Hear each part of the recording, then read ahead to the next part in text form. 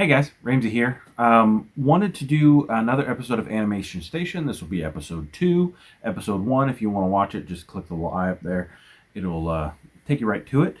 So, starting out, this was the one I read earliest in the month. It is Tricon Maximum. It's an omnibus edition, so it's pretty big.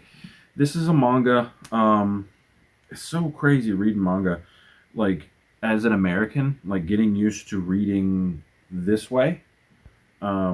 And then when you read the pages, you've got to read this way.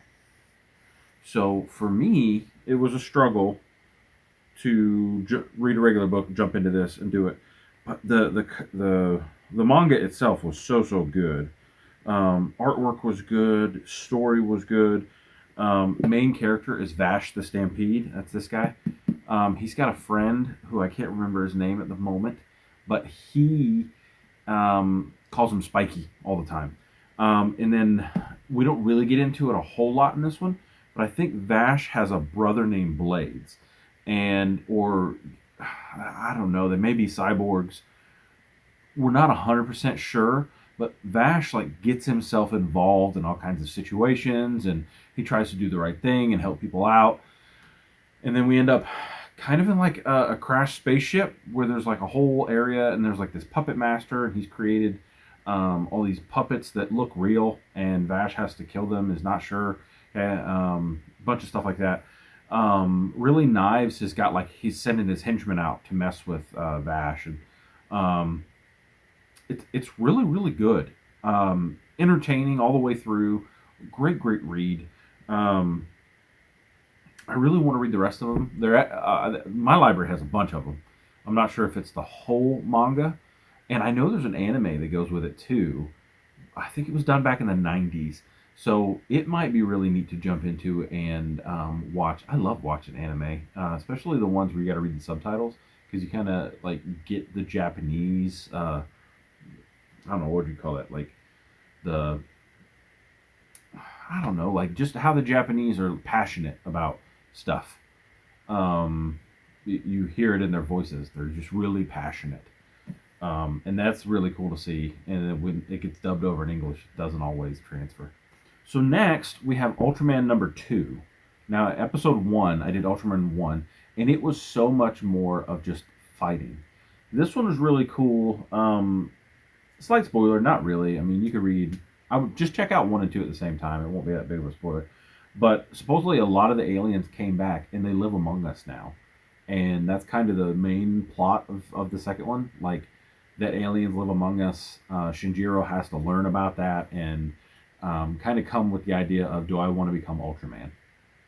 He has the suit. The Science Patrol is asking him to become Ultraman.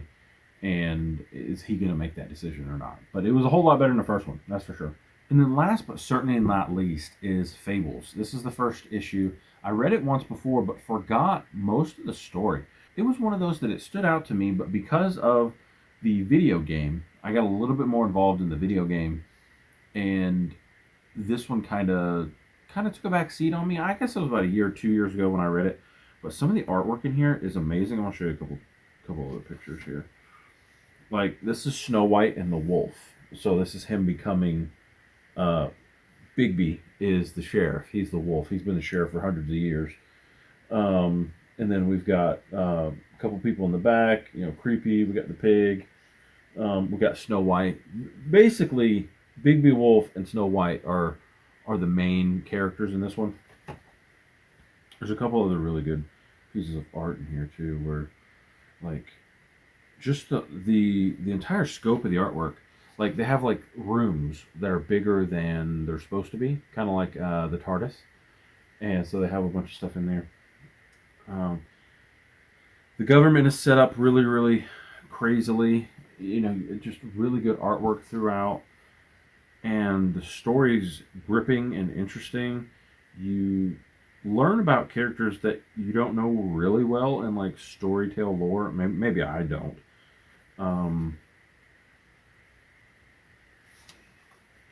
But it was really enjoyable.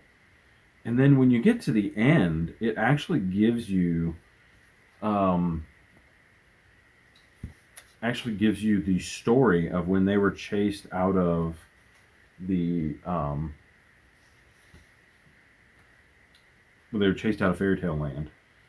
And I thought it was crazy. One of the first creatures. This is one of the chasing out scenes where they're chased out by the adversary, and that's how they ended up in New York. So really neat how it kind of follows that path.